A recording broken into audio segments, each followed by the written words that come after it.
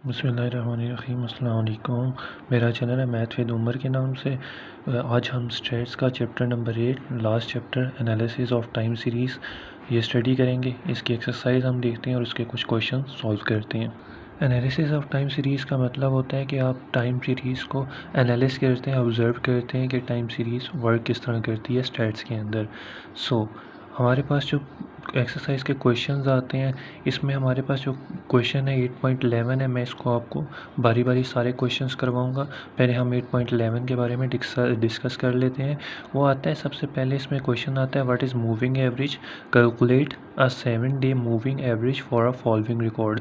हमारे पास जो रिकॉर्ड है इसमें हमारे पास मूविंग एवरेज किया और हमने 7 डेज मूविंग एवरेज फाइंड करनी है। हमारे पास वीक के हिसाब से नंबर्स दिए हुए हैं और हमने इसका plot the given attendance and moving the average on the same graph. हमने इसका अटेंडेंस प्लॉट करनी है और इसका ग्राफ भी ड्रॉ करना है। आइए देखते हैं इसमें कैसे सॉल्व करते हैं इसको। हम डिस्कस करते हैं मूविंग एवरेज क्या होती है। हमारे पास मूविंग एवरेज एक ऐसा मेथड होता है जो टाइम सीरीज़ के अंदर यूज़ किया जाता है। फ्लक्चुएशन स्मूथ आउट फ्लक्चुएशन कहते हैं जो आपका ग्राफ अप एंड डाउन जाता है, फ्लक्चुएट करता है, उसको आप क्या कहते हैं कि वो स्मूथ आउट हो जाता है। और उसमें क्या होता है, जनरल ट्रेंड होता है, जो अरेंज एवरेज वैल्यू होती है उसका जनरल ट्रेंड होता है। इसको हम क्या नाम दे देते हैं, मूविंग एवरेज का नाम देते हैं। हमारे पास जो आता है वीक्स, ये हमारे पास वीक्स लिखे हुए हैं Sunday, Monday, Tuesday, Wednesday, Thursday, Friday and Saturday. ये सारी वैल्यूज़ हमें प्रोवाइड की गई हैं। हमने इसका सिंपल एवरेज निकालना है। एवरेज सिंपल निकालने का जो फार्मूला होता है आपके पास, वो होता है sum of values divided by number of values. Sum of values अब कहते हैं कि उसके सारी वैल्यूज़ का सम करना है और डिवाइडेड बाय जितनी नंबर्स ऑफ़ वैल्यूज़ हैं। वीक में 7 डेज़ होते हैं, तो आपने क्या करना है, उसको 7 डेज़ पर डिवाइड कर देना है। हमारे पास क्या हो जाएगा, इसकी वैल्यूज़ आ जाएगी। हमारे पास हमें कहा हुआ है कि हमें 7 डेज़ की मूविंग एवरेज निकालनी है। अब मूविंग एवरेज कैसे निकालते हैं वो हम चेक कर। पहले हमने सब की एवरेज कैलकुलेट कर लिया। अब हम नेक्स्ट 7 डेज़ की कैलकुलेट करने के लिए क्या करेंगे, एवरेज नंबर्स हम जो डिसाइड करेंगे वो इस तरह नंबर्स हमने फर्स्ट नंबर छोड़ देना है, फर्स्ट नंबर का गैप देना है और बाकी जितने नंबर्स हैं 6 वो ऐड कर लेने हैं। और सेकंड आपने सेकंड नंबर से एक नंबर चूज़ कर लेना है। 55 + 22 48, 52 55 61 एंड 27, इनकी हमने क्या कर लेनी है, एवरेज निकालनी। हमने यही नंबर चूज़ किए हैं सारे, 55 22 48 52 एंड 55 61 एंड 27।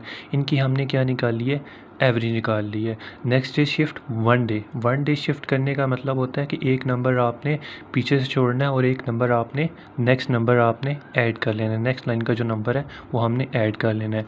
इस तरह हमने नेक्स्ट 7 डेज़ जो शिफ्ट 2 डेज़ मतलब शिफ्ट हमने नेक्स्ट 1 डे का निकालना है। तो वो कैसे निकालेंगे, हम 22 55 छोड़ देंगे, अब उससे नेक्स्ट नंबर लेके चलेंगे 22 48 52 55 61 एंड नेक्स्ट नंबर जो हमने यहाँ से चूज़ करना है सेकंड पॉइंट से 27 और 52 चूज़ कर लेना है।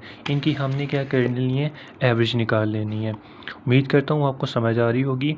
नेक्स्ट 7 डेज़ की हमने बारी बारी इस तरह निकालते जाना है और एंड पे आके हमारे पास क्या रह जाता है, नेक्स्ट 7 डेज़ की 55 61 एंड 27 सारी वैल्यूज़ निकाल के कैलकुलेट करके जो हमारे पास एंड पे बचता है वो ये बचती है वैल्यूज़। हमने इसका ग्राफ भी प्लॉट आउट करना है। इसका ग्राफ मैं आपको एंड पे प्लॉट करके दिखा दूँगा।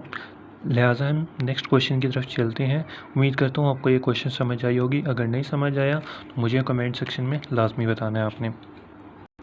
नेक्स्ट क्वेश्चन हमारे पास 8.12 है। उसमें हमने क्या कैलकुलेट करना है, calculate 2 year centres moving average. 2 year centre moving average हमने कैलकुलेट करनी है एंड 3 ईयर मूविंग एवरेज हमने कैलकुलेट करनी है। हमें ईयर्स के हिसाब से दी हुई और प्रोडक्शन के हिसाब से वैल्यूज़ प्रोवाइड की गई हैं। ईयर्स 19 20 21 22 23 24 एंड 25 एंड 26 और प्रोडक्शंस हमें इसके हिसाब से वैल्यूज़ दी हुई हैं और हमने 2 year centred moving average and 3 year moving average हमने क्या करनी है, फाइंड करनी है। हमारे पास ये ईयर्स हैं और प्रोडक्शंस प्रोवाइड की हैं हमें।